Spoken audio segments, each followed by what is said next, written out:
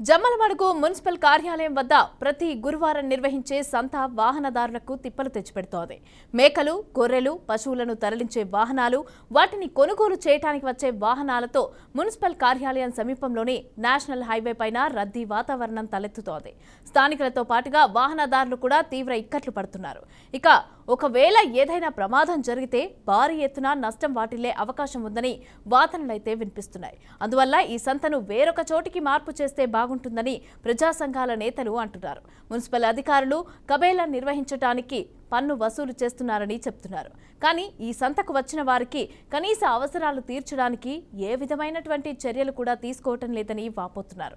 కనీసం త్రాగునీటి సౌకర్యం కూడా లేదని వినియోగదారులు ఆవేదన వ్యక్తం చేస్తున్నారు. కాబట్టి వీటిపైన తక్షణమే చర్యలు చేపట్టాలని ప్రజా సంఘాల నాయకులు కోరుతున్నారు.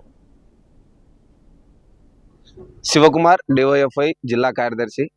ప్రధానంగా జమ్మలమడుగు పట్టణంలో మున్సిపల్ కార్యాలయం ఎదురుగా నేషనల్ హైవే రోడ్డు మీద మేకల సంత ఏర్పాటు చేయడం జరుగుతుంది గత కొన్నేళ్లుగా.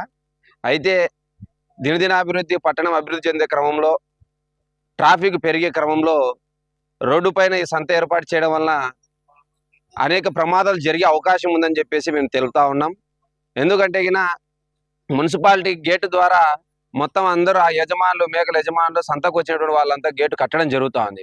ఈ గేటు కట్టడం ద్వారా కనీస సౌకర్యాలైనటువంటి సంతకు షెడ్డు, ఒక పందిరి లాంటి షెడ్డు కానీ, ఎండకు కానీ వానకు కానీ ఉండేదానికి ఒక షెడ్డు కానీ జమ్మలమడుగు పట్టణంలో మున్సిపాలిటీ కేంద్రానికి కూతవేటు దూరంలో ప్రతి బేస్తవారము జరిపేటువంటి సంత, ఆ సంతలో గొర్రెలు, మేకలు వగైరాలు అక్కడ అమ్మకము, కొనుగోలు జరుగుతూ ఉంటాయి. మరి ఆ ప్రాంతము జమ్మలమడుగు నుండి ప్రొద్దటూరికి ప్రధానమైనటువంటి రహదారి ప్రాంతం. ఆ ప్రాంతంలో నిత్యము అనేక వందల సంఖ్యలో వాహనాలు ప్రయాణం చేస్తుంటాయి.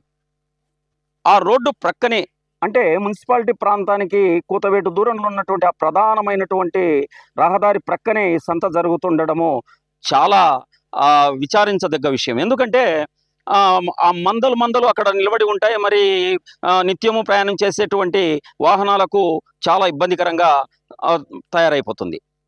దానివల్ల ప్రయాణికులు తీవ్ర అస్తవ్యస్తలకు గురవుతున్నారు.